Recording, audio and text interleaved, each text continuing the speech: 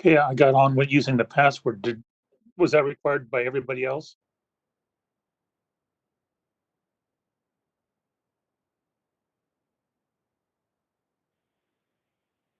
This is Jana. I wasn't asked to use a password.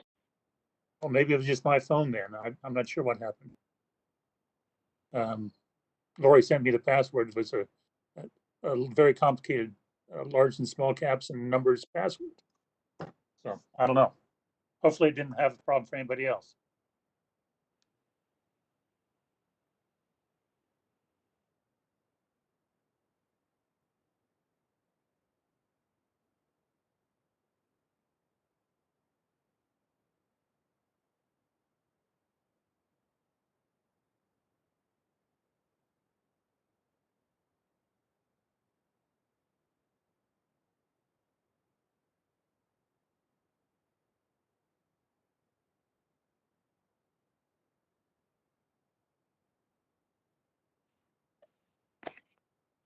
Morris, can you hear me? Yes, I can hear you. Okay, I don't know why WebEx did that for this one. I went and looked at the actual meeting on the website for WebEx, and for some reason it was in there. So I went ahead and forwarded that password to all the rest of the recipients of the WebEx meeting request. So just in case they have that issue, I didn't have to use it. And Jana said that Yeah. Jana said she didn't have to use it either. I don't know if maybe it's just my Yeah. phone. Maybe so. I just wanted to let you know I went ahead and shared it just in case. Okay. Hey, Sylvie's here. I was not able to use the WebEx app either because it was asking for a password, so I just called in on the number. And it did not require a password by calling in? No, just the normal hit pound if you don't have a user ID. Okay. And then it patched me in. Well, as long as people can get in, I guess we're okay. I mean, there's the access ID, the Yeah. meeting number 133-339-7589. Yeah, that's what But when I put that in the app, it asked for an additional password, which I didn't have, so I just called. Yeah, that's what it did with me too. And Lori sent me the password that it was actually for it, which has gone out now also. So I guess we're all right. Yeah, it looks like we've got several users calling in. I'm here. Good afternoon, Commissioner. Howdy.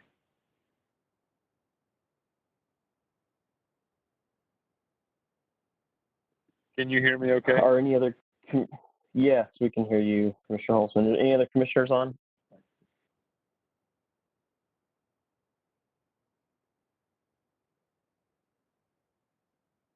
What's quorum for us? 3? 3. Groups here. Good afternoon, Commissioner. Good afternoon, everyone.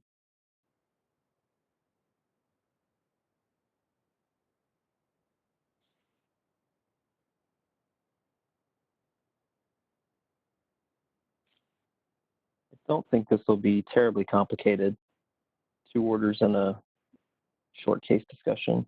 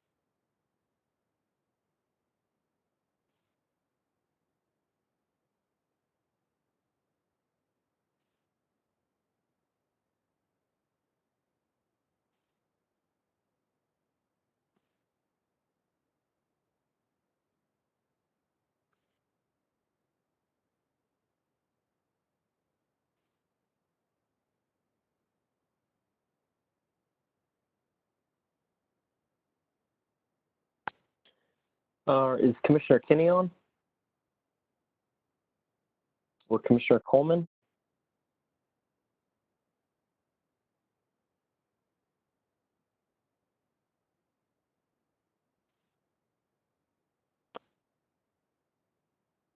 Maida Coleman here. Good afternoon, Commissioner. I think we're just waiting on Hi. Commissioner Kinney. Okay, thank you.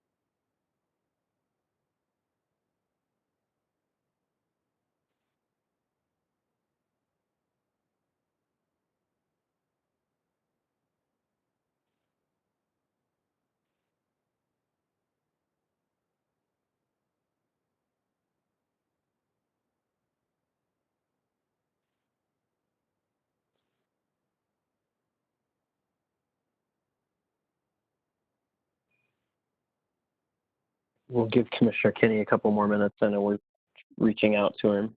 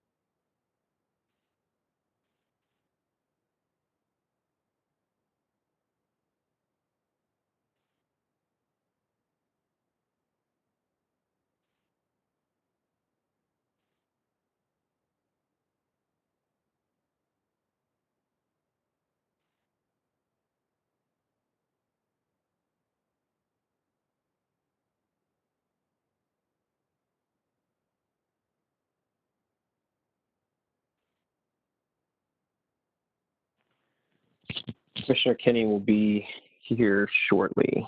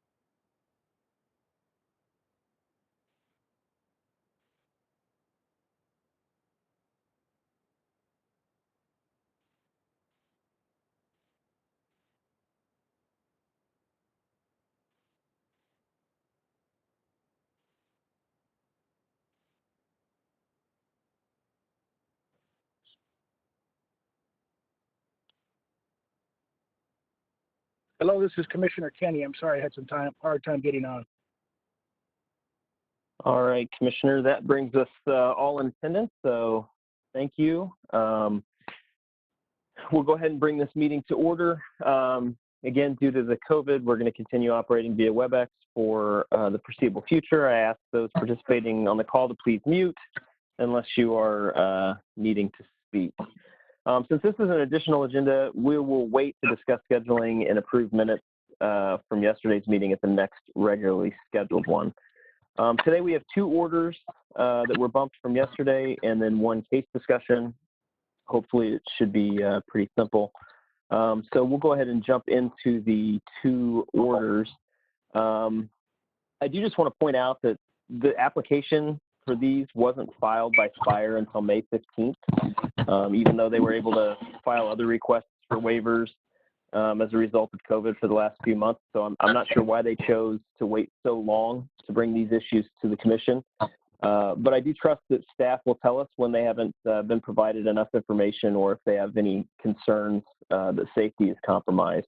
So I want to thank staff for their hard work in reviewing the request and updating the reports with additional information, and also thank Judge Jacobs for these 2 very thorough orders.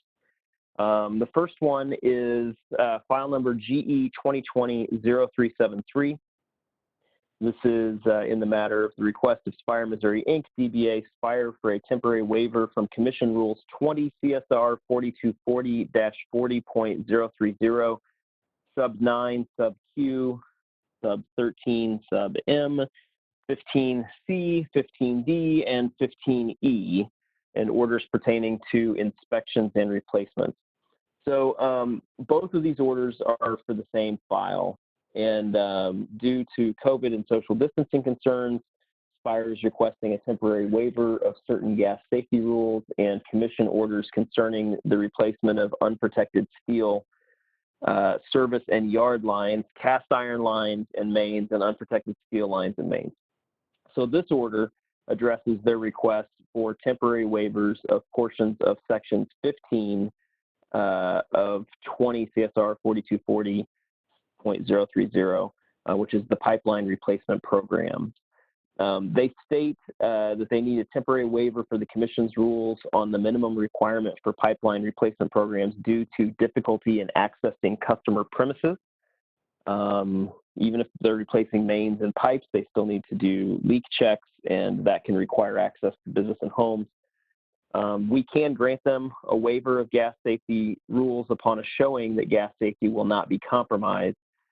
So staff has reviewed the requested waivers and recommended a conditional temporary waiver of the requirements for replacing steel lines under subsection C and mandated replacement dates in subsection D with certain limitations and conditions to ensure safety isn't compromised. This order grants these parts of the requested waivers and sets reporting requirements and weekly odorant intensity tests in those areas where replacements are delayed. The order also directs that instead of a waiver of subsection E of subsection 15 of section 15 of the rule, a deadline for the replacement of the 4 segments of unprotected steel mains identified in Spire East last quarterly report is set for less than a year. So I support the orders drafted and recommend that we approve version 2. Commissioner Kenny. Thank you, Mr. Chairman. I am in support also. Commissioner Roop. I am in support as well. Commissioner Coleman. I support the order. And Commissioner Holzman.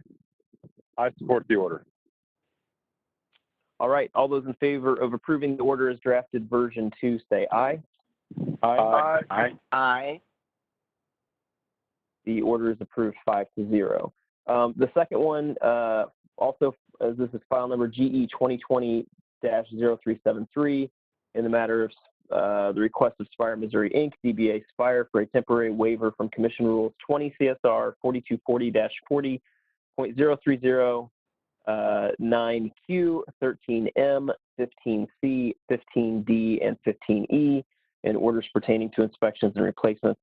So, as previously mentioned, this order is in the same file, deals with the requests for temporary waivers specifically governing the frequency of inspections of atmospheric corrosion in Section 9 and surveys to control leakage in the distribution system under Section 13. They've also clarified that they're not requesting a waiver, or that they're not requesting a waiver of certain paragraphs and subparagraphs under Rule 30, Sections 9 and 13. So again, we can grant them these temporary waivers if they can show that gas safety will not be compromised. Staff has reviewed the request and recommends that we grant temporary waivers insofar as they apply to customer premises of 20 CSR 4240-40.030 9Q1 atmospheric corrosion monitoring, and for leakage surveys, paragraph 1 and subsections 2A and 2B of 20 CSR 4240.03-40.03013M. Staff's recommendations include recommended conditions, including documentation, weekly odorant intensity tests, and prioritizations of inspections for customers' premises which are accessible. This order approves that request and conditions set the deadline for the company to conduct surveys and inspections of non-compliant facilities. This order also directs our data center to provide a written notice to the U.S. Secretary of Transportation, since the U.S. Code requires the Commission to provide at least 60 days notice of these waivers to the Pipeline and Hazardous Materials Safety Administration. So with that, I recommend we approve this order as drafted version 2. Commissioner Kenny? I am in support. And Commissioner Roop? I'm in support also. Commissioner Coleman? As am I. And Commissioner Holtzman? I support the order. All right. All those in favor of approving the order as drafted version 2 say aye. Aye. Aye. The order is approved 5-0. So that concludes the tariffs and new orders. We do have one case discussion up today, file number WO 2020-0190. This is Missouri American Water's ISRIS case. There's a post-hearing memo prepared by Judge Hatcher. Judge, are you on the line? Yes, I'm here. All right. Is there? It looks like we have basically one decision that needs to be made. Yes, that's right. You want to set that up? Yes, Do you glad have to. anything you want to say? Okay, go ahead. Yeah, sorry, go ahead. First, I'd like to thank the commission for commissioners for scheduling this meeting and giving the parties an extra day. I'm still getting the hang of scheduling down pat, and I do apologize to the parties that they have to be present while I'm still figuring out the finer points. The case is a conclusion, if you will, of 3 previous ISRIS cases, and that's an infrastructure replacement surcharge case from Missouri American. During the 3 previous cases, Missouri American has claimed a net operating loss.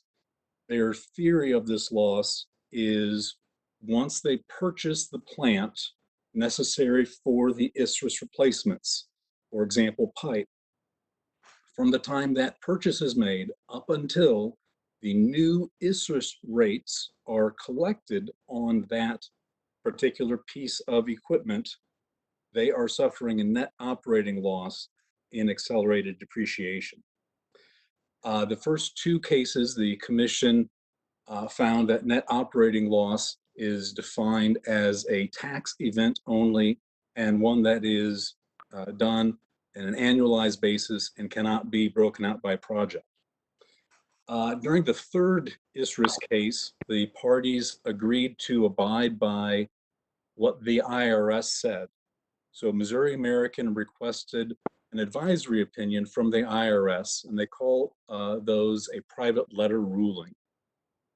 That private letter ruling, specifically in ruling 9, uses the term net operating loss when discussing the adjustments that need to be made during an ISRIS period.